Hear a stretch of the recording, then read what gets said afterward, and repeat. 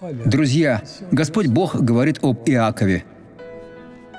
Но мы тоже наследники Иакова, патриарха, которого стали называть Израилем.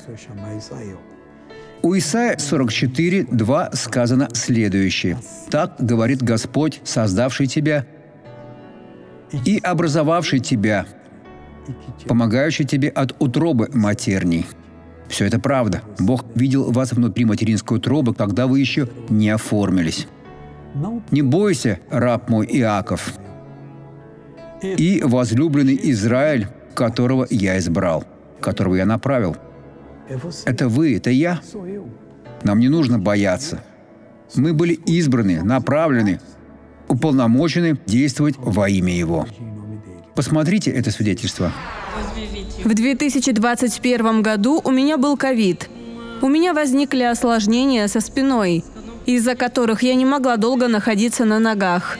Но с тех пор, как я пришла сюда в церковь, я стояла и не чувствовала усталость. Вы больше не чувствуете боли? Нет. Теперь помолимся. Бог, мы с радостью предстаем перед Тобой, чтобы сбросить на землю все зло, чтобы увидеть, как этот человек сейчас исцелится, освободится, станет лучше, преобразится. Мой Бог, я не позволяю, чтобы зло вступало в эту жизнь. Пусть головная боль сейчас уйдет. Я сейчас с вами, я молюсь за вас. Боль, уйди во имя Иисуса. Готово? Можете верить, что Бог дарует победу. Хорошего дня!